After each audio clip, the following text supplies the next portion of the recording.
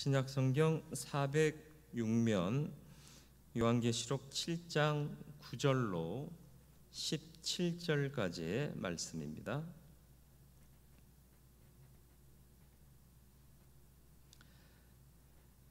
말씀 봉독해 드리겠습니다. 이 일 후에 내가 보니 각 나라와 족속과 백성과 방언에서 아무도 능히 셀 수 없는 큰 무리가 나와 흰옷을 입고 손에 종려가지를 들고 보좌 앞과 어린 양 앞에 서서 큰 소리로 외쳐 이르되 구원하심이 보좌에 앉으신 우리 하나님과 어린 양에게 있도다 하니 모든 천사가 보좌와 장로들과 네 생물의 주위에 서 있다가 보좌 앞에 엎드려 얼굴을 대고 하나님께 경배하여 이르되 아멘. 찬송과 영광과 지혜와 감사와 존귀와 권능과 힘이 우리 하나님께 세세토록 있을지어다. 아멘 하더라. 장로 중 하나가 응답하여 나에게 이르되 이 흰 옷 입은 자들이 누구며 또 어디서 왔느냐? 내가 말하기를 내 주여 당신이 아시나이다 하니 그가 나에게 이르되 이는 큰 환난에서 나오는 자들인데 어린 양의 피에 그 옷을 씻어 희게 하였느니라. 그러므로 그들이 하나님의 보좌 앞에 있고 또 그의 성전에서 밤낮 하나님을 섬기매 보좌에 앉으신 이가 그들 위에 장막을 치시리니 그들이 다시는 줄이지도 아니하며 목마르지도 아니하고 해나 아무 뜨거운 기운에 상하지도 아니하리니 이는 보좌 가운데에 계신 어린 양이 그들의 목자가 되사 생명수 샘으로 인도하시고 하나님께서 그들의 눈에서 모든 눈물을 씻어 주실 것임이라. 아멘. 오늘도 말씀 앞에서 싸우니 주님 권면하시고 말씀을 듣게 하시고 들은 대로 순종하게 하여 주사 하나님의 영광을 드러내며 살기에 부족함 없는 믿음의 중심이 견고히 서게 하여 주옵소서. 성령께서 지혜의 영으로 역사하여 주옵시기를 예수님의 이름으로 기도드리옵나이다. 아멘. 여러분 화면으로는 안 보이시겠지만 지금 이 강대상 앞에 투명 쉴드가 이렇게 쳐져 있습니다. 비말 확산 방지를 위해서 투명 쉴드를 설치했습니다. 무엇을 보느냐 그거에 따라서 인생의 방향과 삶의 질이 결정이 됩니다. 제가 등산하는 걸 굉장히 좋아했어요. 과거형입니다. 지금은 그렇게 갈 수 있는 여건도 아니고 그래서 어쨌든 처음 등산했을 때 지리산을 올랐습니다. 2박 3일 일정으로요. 지리산을 종주하기로 했어요. 끝에서 끝까지 넘어가는 거예요. 시작해서 올라가고 산을 타고 가서 내려가는 거죠. 처음이었어요. 잘 하는 친구가 앞서가면서 넌 내 뒤만 따라와. 그래서 열심히 따라갔어요. 그리고 나서 정상에 이르렀는데 지금까지 오면서 뭐 봤냐요? 네 신발 봤다. 네 뒤 따라오래매. 그래서 그 친구 올라가는 뒤만 그냥 쳐다보고 갔어요. 뭘 놓쳤죠? 등산을 왜 해요? 친구 뒤꿈치 보려고 등산하는 거 아니잖아요. 자연의 아름다움을 만끽하고 둘러보고 산세의 아름다움을 봐야 되는데 그걸 놓친 거예요. 게다가 너무 힘들었어요. 처음 산을 타는데 운동화 신고 갔어요. 등산하라는 게 있는지 몰랐어요. 산은 그냥 운동화 신고 가면 되는 줄 알았어요. 그랬더니 얼마나 발이 아프고 나중에는 발이 붓고 그랬는데 힘드니까 앞만 보고 가는 거예요. 여러분 인생 살기 힘드시죠? 앞만 보고 가시나요? 앞서간 사람의 뒤꿈치만 바라보고 살고 계시나요? 그저 먹고 사는 게 힘드신가요? 이렇게 살면 아름다움을 바라볼 여유를 놓치게 되는 거예요. 힘들어도 둘러보시길 바라요. 여러분 주위에 가능성과 아름다움이 산재해 있습니다. 그걸 놓치고 허덕거리며 사는 인생 그렇게 살지 않으시기를 바랍니다. 예레미야 1장 11절로 12절에 보면 하나님께서 예레미야를 부르십니다. 그러면서 무언가를 보여주세요. 뭘 보여주셨나요? 여호와의 말씀이 또 내게 임하니라 이르시되 예레미야야 내가 무엇을 보느냐 하시매 내가 대답하되 내가 살구나무 가지를 보나이다. 여호와께서 내게 이르시되 내가 잘 보았도다. 이는 내가 내 말을 지켜 그대로 이루려 함이라 하시니라. 우리나라 성경에서는 살구나무라고 번역이 되어 있는데 이게 아몬드과의 나무입니다. 이게 초봄이 되면 꽃이 제일 먼저 핀다고 그래요. 그래서 봄이 오는 것을 알려주는 전령사죠. 우리나라에는 매화꽃이 봄을 알리는 전령사잖아요. 눈 속에서 꽃을 피우는 게 설중매 아닙니까? 아닌가요? 어쨌든 봄을 알리는 거고요. 하나님께서 그 나무 가지를 들고 보여주시는 거예요. 이게 보이니? 뭐 보니? 물었더니 예레미야는 눈에 보이는 대로 살구나무 가지입니다. 정확히 말하면 아몬드 나무 그 가지를 봅니다. 얘기했어요. 그런데 히브리어로 보면 이 아몬드 나무, 여기 우리나라 말로는 살구나무라고 번역되어 있는 이 나무는 샤케드입니다. 그런데 하나님께서 말씀하시죠. 여호와께서 내게 이르시되 내가 잘 보았도다. 이는 내가 내 말을 지켜 그대로 이루려 함이라 하고 말씀하실 때 지켜 이루신다는 말씀이 샤케드입니다. 샤케드. 그러니까 샤케드와 쇼케드가 어원이 같습니다. 살구나무, 아몬드 나무는 지켜 행하실 하나님의 약속을 상징하는 것이었습니다. 예레미야는 단순한 나뭇가지를 보았지만 하나님께서는 쇼케드를 약속하셨다라는 것입니다. 내가 너희를 말대로 지켜 보호하겠다. 이때가 언제냐? 예레미야가 부르심을 받았던 때가 언제예요? 예레미야 나이 18살 때예요. 아직 미성년자예요. 그리고 이때가 언제냐? 이스라엘이 멸망을 목전에 두던 때였습니다. 이때 하나님께서 내가 너희를 지켜 말한 대로 너희를 보호하겠다 하는 약속을 주셨더라라는 것입니다. 사람들은 멸망의 끝에 위기를 봅니다. 어려운 상황들을 봅니다. 그러나 하나님께서는 내가 너를 지키겠다 약속하시고 이것을 봐라 하고 보여주시는데 우리는 단순히 나뭇가지를 보지만 하나님은 약속을 보고 계시다라는 겁니다. 믿음은 뭘까요? 하나님께서 약속을 보이실 때 그 약속을 볼 수 있는 게 믿음인 거예요. 계시록이 언제 기록되어 있다고요? 언제 쓰여졌나요? 교회와 성도들에게는 절망적인 상황이었습니다. 로마 황제 숭배를 강요당했고요. 철저한 기독교 박해 정책이 시행되고 있었고요. 네로 황제는 로마 시내에 불을 질러 로마 전체를 불태우면서 노래를 불렀고요. 그런데 많은 로마 시민들이 거세게 일어나자 그것을 기독교인들이 한 짓이라고 돌려버렸습니다. 그래서 거대한 기독교의 핍박이 일게 되었던 거죠. 그리고 황제들은 백성이 황제에게 충성하지 못하게 하는 가장 큰 회방꾼이 기독교라고 생각한 거예요. 이러한 극심한 핍박과 박해와 환난은 교회와 성도들에게 과연 하나님은 계시는가?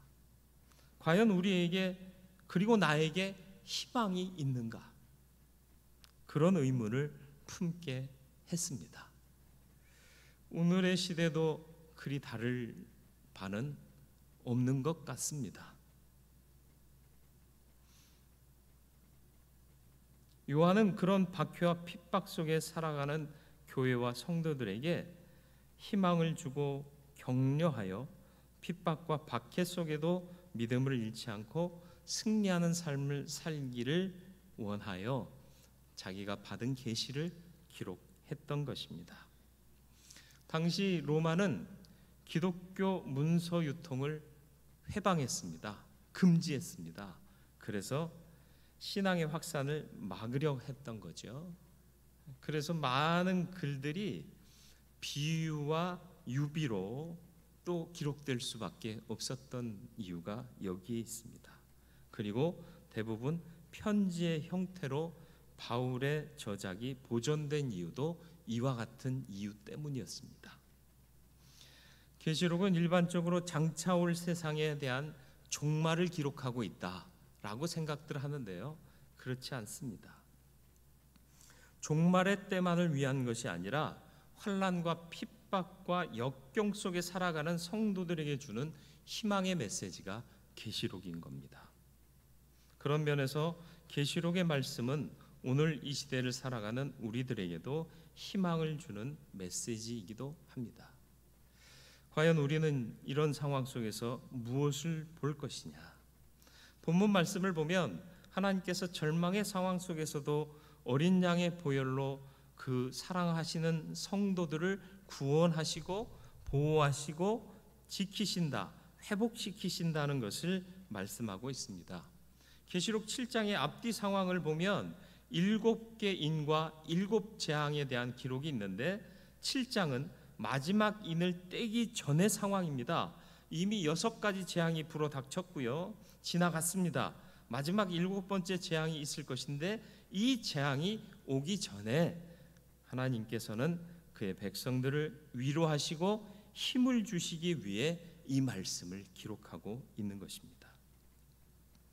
이전에 환난을 겪었고 앞으로 또 환난이 있을 것이지만 성도들은 하나님의 어린 양으로 인해 구원을 받고 그와 더불어 거하며 하나님의 회복하심 가운데 영원한 삶을 살게 될 것이다 라는 것을 기록하여 그들이 굳건한 믿음을 지키도록 하셨다라는 것입니다.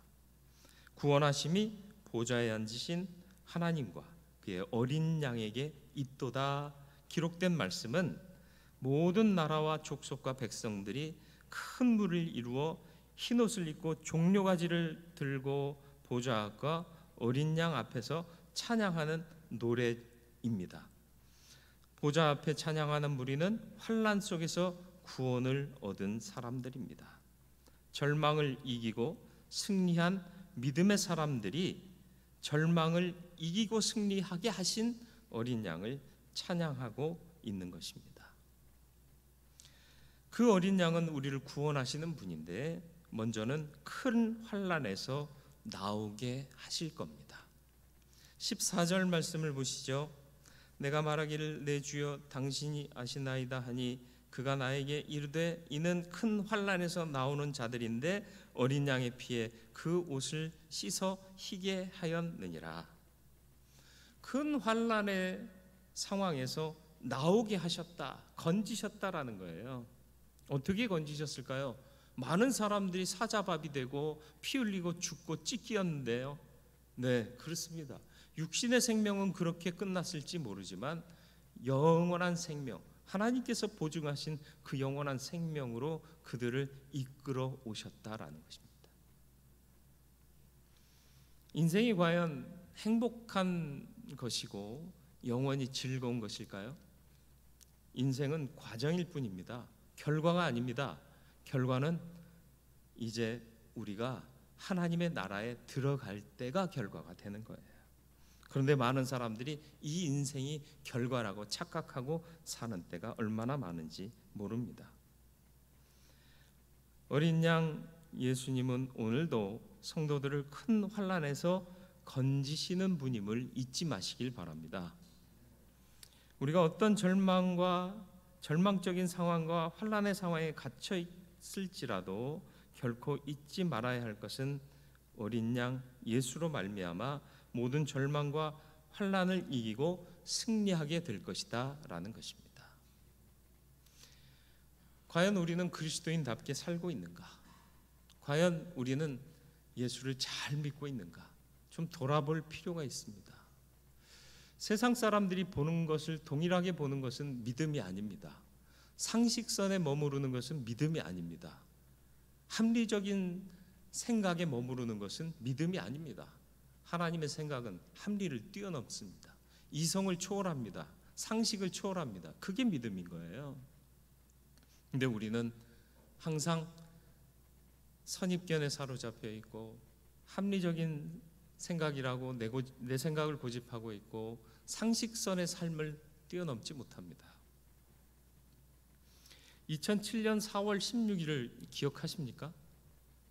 별로 기억하고 싶지 않은 날이기도 하죠. 버지니아 공대에서 한국인 조승이라는 남학생이 32명을 권총으로 사살하고 29명을 다치게 하고 마침내 자기는 권총으로 자살을 했습니다. 그때 희생당한 사람들을 기리기 위해서 버지니아 공대 앞에 잔디밭에 추모석을 놔뒀었습니다. 몇 개 놔뒀을까요? 32명이 사살당했어요. 희생당했어요. 그런데 33개의 추모석을 놓았습니다. 그중 하나가 누구의 것이었을까요? 조승희의 것이었습니다.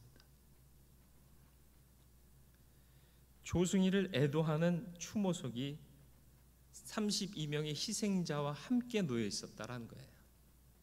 지금도 그 조승희를 추모하는 사람들이 있답니다. 왜요? 우리가 미처 돌아보지 못했다라는 걸 깨달은 거예요. 동양인이었습니다. 미국 사회에는 그 당시에도 지금도 어쩔지 모르겠어요. 인종차별이 극심했던 거예요. 따돌림 당했고요. 왕따 당했습니다. 8살 때 미국으로 이민을 갔습니다. 초등학교 때부터 그런 왕따와 따돌림에 또 인종차별에 시달림을 받았고요. 고등학교 때 극에 달하고 또 대학에 들어와서도 여전히 그런 인종차별을 겪었던 거예요. 그래서 행동이 점점 이상하게 변해갔어요. 부모님이 이래서는 안 되겠다 생각해서 교회를 보냅니다. 그래서 교회에 청년들 모임에 갔는데 거기서도 역시 인종차별을 당해요. 무슨 말인지 아시겠어요?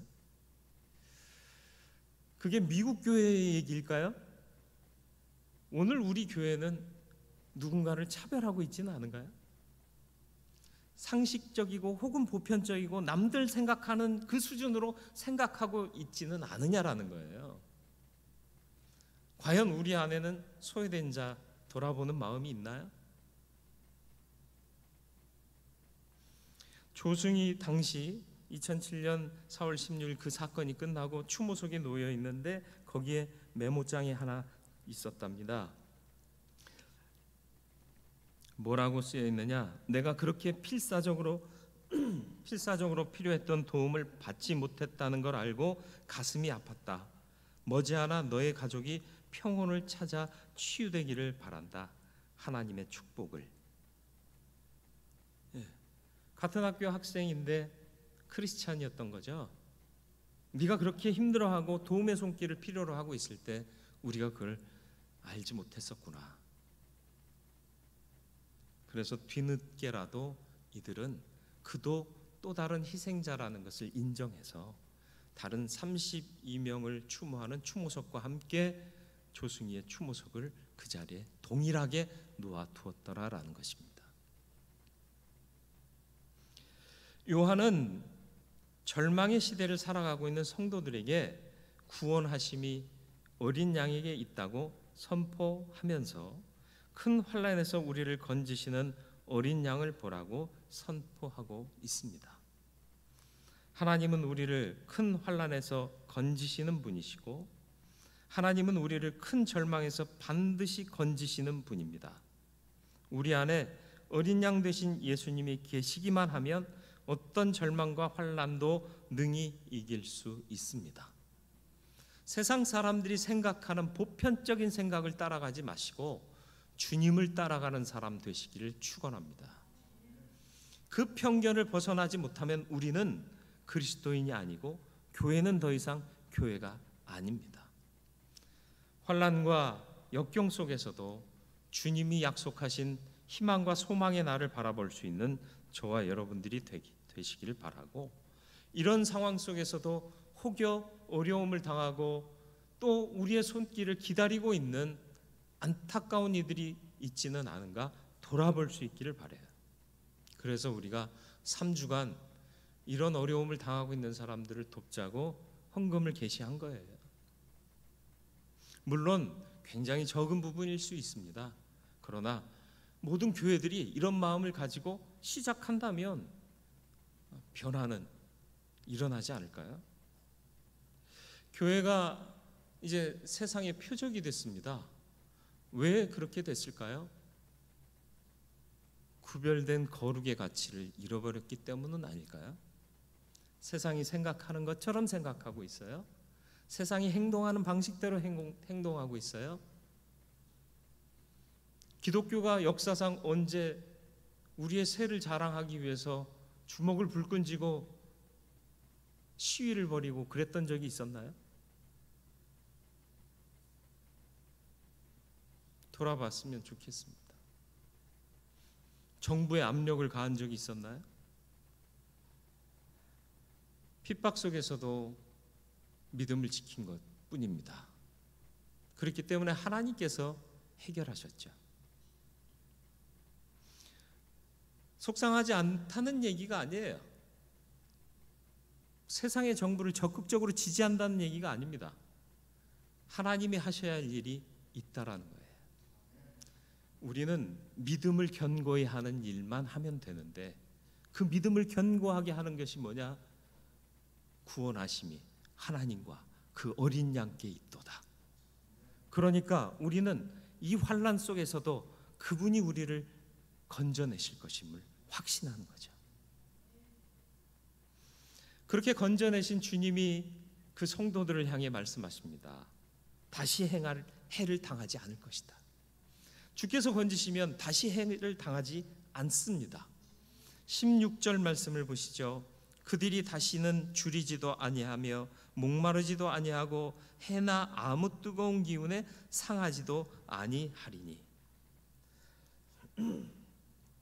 구원하심으로 끝나는 것이 아니라 구원받은 자들에게는 이런 해가 다시 있지 않게 하시겠다. 뭐죠? 먼저 말씀하신 게 줄이지도 목마르지도 않을 것이다. 먹고 사는 문제.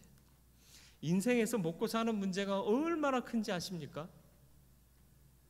다시 줄이지 않고 목마르지 않겠다는 것은 먹고 사는 문제와 관련이 된 거예요. 핍박받던 당시 교인들이 먹거리를 제대로 구할 수 있었나요? 살 수 있었나요? 인생에게 가장 1차적인 문제가 먹고 사는 문제인데, 하나님께서는 우리의 먹고 사는 문제에 대해서 분명히 대답해 주시고 있습니다. 환난에서 건짐 당하면 다시 줄이지 않고 목마르지 않을 것이다. 믿음을 견고히 해보세요. 그러면 이 1차적인 의문과 문제 속에서 매이지 않고 건짐 받을 수 있을 것입니다. 먹고 사는 문제가 더 이상 저와 여러분들의 고통거리가 되지 않기를 주님의 이름으로 부탁을 드립니다. 두 번째는 뭐예요? 해나 아무 뜨거운 기운에 상하지도 아니할 것이다. 해를 가릴 곳도 없이 피신하는 몸이 될 때도 있었고요, 붙잡혀 화형당하기도 했습니다. 해와 뜨거운 기운에 상하지 아니할 것이다. 핍박과 고통의 문제입니다. 그 시대 성도들이 당했던 다양한 박해로 인한 고통을 다시는 당하지 않게 하시겠다. 우리의 삶을 힘들게 하고 고통스럽게 하는 모든 상황에서 벗어나게 하시리라는 약속의 말씀입니다. 우리를 상하게 하려는 모든 사단의 괴계는 반드시 실패할 것입니다. 우리를 괴롭게 하는 모든 상황들이 변하여 축복의 상황이 될 줄 믿으시길 바랍니다. 이게 믿음인 거예요. 그러니까 나라가 멸망하는 순간에 18살밖에 안 된 예레미야를 불러 보이시면서 네가 무엇을 보였느냐 물으신 거예요. 예레미야는 그저 남들이 보는 그대로 살구나무 가지를 봅니다. 잘 생각해 봐라. 내가 내 말을 지킬 거다. 아, 주님 그렇군요. 살구나무 샤케드가 지키겠다는 쇼케드의 약속이었군요. 깨달은 예레미야가 눈물의 선지자로 거리로 나가 외칠 수밖에 없었던 거예요. 때리고 가두고, 그래서 너 잠잠히 있어라고 말하지만, 내가 잠잠히 있으려 하지만 내 안에서 내 영혼이 불타는 것 같아서 이기지 못해 다시 나가 하나님의 말씀을 외칠 수밖에 없었다라는 것 아닙니까? 다시 해를 당하지 않게 하실 겁니다. 환난을 이기시길 바랍니다. 어린 양이 목자가 되사. 17절 말씀을 보시죠. 이는 보좌 가운데 계신 어린 양이 그들의 목자가 되사. 예, 환난 후에 건지시고요, 그들의 환난을 지나온 자들을 그의 보혈로 깨끗이 씻어 흰옷을 입혀주시고요, 그들은 다시 목마르거나 주리거나 하지 않고 해나 뜨거운 것에 해를 당하지 아니할 뿐만 아니라 이제는 그들을 모아 어린 양이 목자가 되어 주십니다. 목자가 되사 생명수 샘으로 인도하시고 하나님께서 그들의 눈에서 모든 눈물을 씻어 주실 것임이라. 우리를 구원한 어린 양은 주림과 목마름과 뜨거운 기운에 의해 다시는 상하지 않게 보호하실 뿐만 아니라 목자가 되셔서 우리를 지키시고 회복해 주실 것이다. 시편 23편 1절로 4절 말씀. 여호와는 나의 목자시니 내게 부족함이 없으리로다. 그가 나를 푸른 풀밭에 누이시며 쉴 만한 물가로 인도하시는도다. 내 영혼을 소생시키시고 자기 이름을 위하여 의의 길로 인도하시는도다. 내가 사망의 음침한 골짜기로 다닐지라도 해를 두려워하지 않을 것은 주께서 나와 함께 하심이라. 주의 지팡이와 막대기가 나를 안위하시나이다. 누가 썼죠? 다윗이요. 다윗은 아직 천국에 이르지 못한 사람이에요. 세상 가운데 환난 가운데 살고 있었던 사람입니다. 고난과 위기 가운데 있었던 사람이에요. 그럼에도 불구하고 그는 봤던 거예요. 여호와는 나의 목자시니 내게 부족함이 없다. 생명수 샘물로 인도하실 그 분을 보았고요, 내 육체와 지위를 소생시키는 게 아니라 내 영혼을 소생시키시는 그분의 은혜를 깨달은 거예요. 내 지위가 회복되고요, 내 명예가 회복되고요, 내 권력이 회복되면 다 회복될까요? 내 건강이 회복되면 회복되는 건가요? 아니요. 영혼이 중요한 거예요. 그래서 다윗은 그분이 내 영혼을 소생시키시고 자기 이름을 위해 의의 길로 인도하신다라고 고백하고 있었던 겁니다. 저와 여러분들도 어린 양이 목자가 되셔서 생명샘으로 인도하시는 그 인도하심을 받는 자 되기를 축원합니다. 그러려면 영혼이 소생되어야 합니다.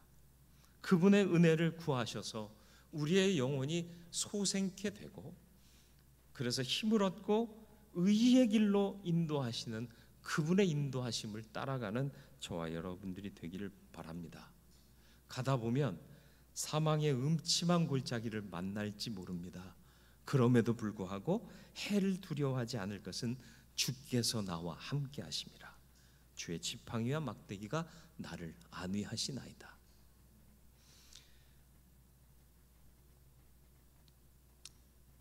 주님은 우리가 울고 있을 때 방치하시지 않을 겁니다. 오셔서 그 눈에서 눈물을 씻기시고 슬픔을 바꾸어 기쁨 되게 하실 줄로 믿습니다.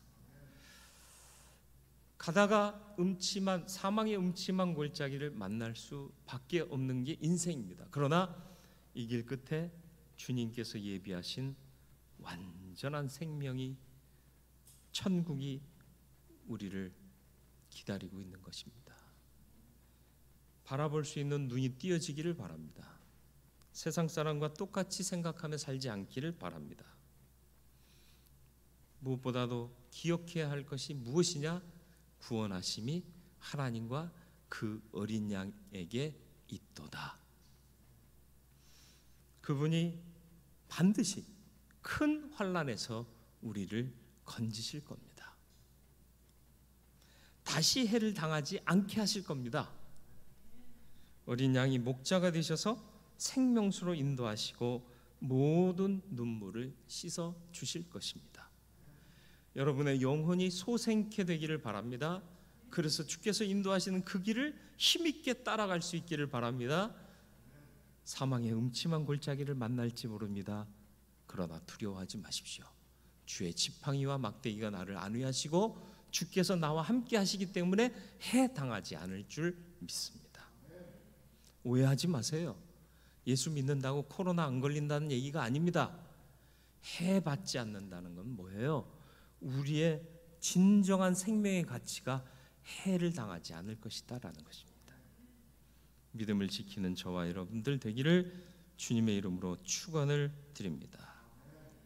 거룩하고 자비로우신 아버지 하나님, 구원하심이 하나님과 그 어린 양에게 있음을 잊지 않고 살아가는 우리 되게 하여 주옵소서. 상식을 벗어버리게 하시고 보편타당하다고 생각했던 합리적인 사고 따를 것이 아니라 오직 주님을 따를 것이 나의 삶의 정체임을 잊지 말게 하여 주옵소서. 큰 환난에서 건지실 줄 믿습니다. 이 믿음에서 흔들리지 않게 하여 주옵소서. 큰 환난을 이긴 자들은 다시 해를 당하지 않게 하실 것입니다. 또 어린 양이 친히 목자가 되셔서 생명수 샘물로 우리를 이끄시고, 또 하나님은 친히 우리와 함께 계셔서 우리의 눈에 눈물을 다 씻어 주실 줄 믿습니다. 이 날을 바라볼 수 있는 믿음의 눈을 뜨게 하여 주사 이 세상의 어수선함에 빠지지 말게 하시고 주님의 거룩함을 바라보며 나아가는 우리들 되게 하여 주옵소서. 예수 그리스도의 이름으로 기도드리옵나이다. 아멘.